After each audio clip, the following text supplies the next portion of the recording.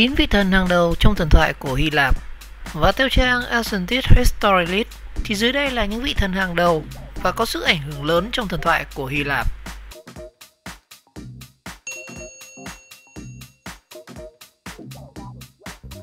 Đầu tiên đó chính là Hermes. Hermes là con của thần Zeus với nữ thần Maya, và với đôi giày có cánh thì ông có thể thoải mái đi lại giữa cả ba thế giới. Cũng vì vậy mà Hermes được biết đến là thần đưa tin của đỉnh Olympus. Hermes rất thông minh, lành lợi, nhưng đôi khi lại rất lươn lẹo và gian trá. Hermes thường xuyên chơi tròn các vị thần khác hoặc đâm chọc khiến cho họ mâu thuẫn lẫn nhau. Và hình tượng giống với Hermes có thể kể đến là Loki, thần thoại ở Bắc Âu. Hephaestus là thần lửa, thần thợ rèn. Ông là con trai của thần Zeus với Hera. Tuy nhiên thì vừa mới sinh ra đã bị mẹ ném khỏi đỉnh Olympus vì quá xấu xí. Tuy bị thọt chân nhưng Hephaestus sở hữu thân hình cường tráng và đôi bàn tay khéo léo và tinh thông thủ công, kỹ nghệ và điêu khắc. Và đó đều là những ngành quan trọng của Hy Lạp cổ đại. Vì vậy Hephaestus có sức ảnh hưởng mạnh mẽ đến văn hóa tại nơi đây. Một đứa con trai khác của Zeus và Hera đó chính là Ares, thần chiến tranh. Và trong thần thoại Hy Lạp thì Ares toát lên sự bạo lực, tàn khốc của chiến tranh. Ông sẵn sàng tá phán mọi thứ để thể hiện sức mạnh và quan điểm chứ hiếm khi nào chiến đấu vì lẽ phải, và luôn tỏ ra hung hăng và thiếu cẩn trọng. Ares cũng không giành được nhiều thiện cảm của Zeus bằng Athena, nữ thần chiến tranh chính nghĩa. Kronos là một cái tên hết sức đặc biệt. Ông là vị thần cai trị vạn vật khi chủ nhân thế giới vẫn là các Titan khổng lồ với sức mạnh hủy diệt, chứ không phải là các vị thần sống trên đỉnh Olympus. Kronos là kẻ mạnh nhất trong các Titan, từng lật đổ cha mình là Uranus và chiếm lấy quyền lực. Sau đó vì ám ảnh chuyện đó mà Kronos lại bị chính các con mình đảo chính, và luôn xuất hiện với cây làn lia và vẻ ngoài rất chói sáng. Thì Apollo là vị thần tượng trưng cho ánh sáng và nghệ thuật. Tuy nhiên khi tức giận thì ông trở nên đáng sợ vô cùng với những mũi tên tầm độc. Và trong cuộc chiến thành Troy thì Apollo từng nổi cơn thịnh nộ nơi đình và trừng phạt quân đội Hy Lạp vì Agamemnon dám buông lời xúc phạm một thầy tế của ông. Và hậu quả của cơn giận đó là ảnh hưởng không nhỏ tới cuộc chiến tranh. Prometheus là hậu duệ của Titan khổng lồ và cũng là vị thần tiên tri. Vì thế khi biết trước thất bại của phe Kronos thì Prometheus đã thông minh đứng về phía Zeus và tránh khỏi kết cục bị giam cầm. Tuy nhiên về sau thì ông lại bị Zeus trừng phạt và trói vào tảng đá lớn để cho đại bàng Morgan ăn mỗi ngày. Lý do chính bởi vì Prometheus dám cả gan đánh cắp lửa về cho nhân loại. 70% trái đất là nước và vị thần hùng bá đại dương đó chính là Poseidon. Xét về sức mạnh, thần biển cả chỉ đứng sau người anh em của mình chính là thần Zeus. Nhưng xét về đào hoa thì ông cũng không thua kém làm mấy. Và trong cuộc chiến thành Troy thì Poseidon đứng về phía Hy Lạp, và cũng chính ông là nhân tố cuối cùng giúp cho kế hoạch con ngựa gỗ có thể thành công. Và không ngự trị trên đỉnh Olympus danh giá như là Zeus, và cũng không có những đại dương khổng lồ như là Poseidon. Hades chấp nhận thống trị thế giới của người chết sau trận chiến với Kronos. Với vị trí đó thì Hades không nhận được nhiều thiện cảm của độc giả, và đặc biệt là sự kiện lừa Persephone là vợ của mình.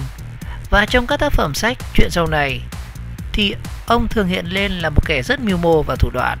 Zeus chính là vua của các vị thần, ngự trị trên đỉnh Olympus huyền thoại. Sau trận chiến với Kronos, ông trở thành vị thần của bầu trời và cai trị vạn vật. Và nhắc đến Zeus thì người đọc sẽ nhớ ngay tới hai điều, đó chính là tia sét. Từ vũ khí độc quyền hùng mạnh của ông và thói trăng hoa của vị thần này, ông thường trốn vợ để có những chuyến phiêu lưu tình cảm với các nữ thần khác hoặc là đối với người thường.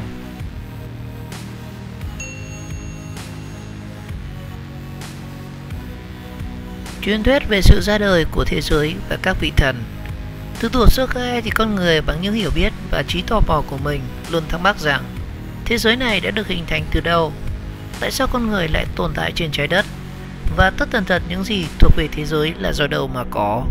Và từ những thắc mắc đó thì tổ tiên của người Hy Lạp đã sáng tạo ra những câu chuyện thần thoại để lý giải về các hiện tượng tự nhiên và lý giải cả về vũ trụ. Và thần thoại Hy Lạp kể lại rằng từ thuở rất xa xưa, thế giới là hiện thân của vị thần hỗn mang Khao. Lúc này vũ trụ chỉ là một cõi vô biên, chìm trong bóng tối và chưa thể nào tồn tại sự sống. Thần Khao thấy thế giới như vậy là quá u tối nên đã quyết định tạo ra sự sống cho vạn vật và khai nguồn cho ánh sáng của vũ trụ. Và thế là thần Khao đã sinh ra thần đất mẹ Gaia. Và đây là một vị thần vô cùng phì nhiêu, cường thịnh. Thần đã đem sự sống cho muôn loài ngay trên cơ thể của chính mình. Vì thế cả một vùng đất rộng mênh mông đều nằm trong quyền cai trị của thần Gaia. Và nếu thần Gaia cai trị trên bề mặt trái đất thì lại có một vị thần khác được sinh ra dưới lòng sâu thẳm. Đó chính là thần địa ngục Tartaros. Khoảng cách từ mặt đất đến dưới lòng đất cũng không kém gì khoảng cách từ đây đến thiên giới, nên thế giới của thần Tartaros cai trị vô cùng âm mưu và khủng khiếp. Và sau khi sinh ra thần đất, thần hỗn mang Khao lại tiếp tục sinh ra một vị thần khác mang tên là thần tình ái Eros. Thần Eros mang đến một lần sinh khí mới tràn ngập yêu thương cho trái đất. Và không dừng lại ở đó, thần Khao tiếp tục sinh ra vị thần vĩnh hằng Erebos, rồi lại tiếp tục sinh ra nữ thần bóng đêm Nysis.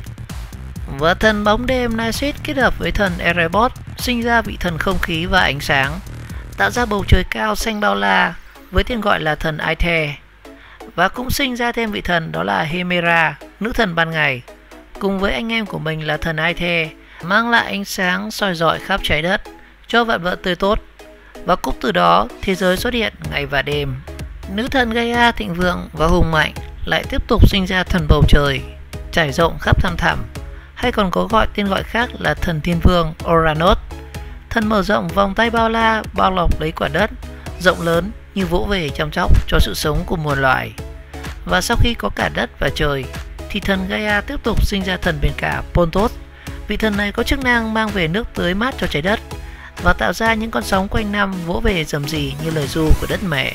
Thần Uranus kết hợp với mẹ của mình chính là nữ thần đất Gaia, sinh ra 6 người con trai là Okeanos, Rheus, Hyperion, Rapet, Cryus và Chorus, và 6 nữ thần là Telsi, Rhea, Themis, Menerosine, Phoebe và Theia. Tiếp đó thì Gaia lại hạ sinh thêm 2 vị thần đại lực, mỗi người có 500 đầu và 100 tay, có mang tên là Briae và Gaias. Và truyền thuyết kể lại rằng thần Uranus vì đã tức giận đã đạp hết con của mình xuống vực thẳm. Còn nữ thần Gaia vì thương các con nên đã giúp sức kêu gọi con mình chống lại cha. Nhưng vì chỉ có mình Cronus dám đứng lên đánh cha mình và thay thế vị trí của ông. Và nữ thần bóng đêm Nysis thấy vậy rất tức giận nên đã sinh ra rất nhiều vị thần khủng khiếp để trừng trị Cronus. Và đó là hàng loạt các vị thần: thần chết Thanatos, nữ thần bất hỏa Eris, nữ thần dối trá Athes, nữ thần tàn sát Caes, thần ngủ Hypnos, cùng với bầy đoàn bóng ma tăm tối, nữ thần báo thù Nemesis và rất nhiều thần khác. Các vị thần này có nhiệm vụ đi gieo rắc những điều tăm tối và nỗi kinh hoàng, sự dối trá vào thế giới mà thần Cronus đang cai trị. Và sau đó thì Cronus lấy chị gái của mình là thần Rhea. Nhưng do bị ám ảnh bởi giết cha bủa vây thì Cronus luôn lo sợ lịch sử sẽ tái diễn, nên cứ hễ Rhea sinh ra người con nào thì ngay lập tức nuốt ngay vào bụng. Và mãi cho đến khi Rhea sinh ra được Rheus và Hera. Do Rhea đã đánh tráo Rheus với một hòn đá nên Cronus chỉ nuốt được mỗi Hera. Và theo lời khuyên của thần đất mẹ Gaia thì Rhea đã đem Rheus bỏ trốn và gửi nữ thần sơn thủy nuôi dưỡng, ngăn cho Cronus không tìm thấy.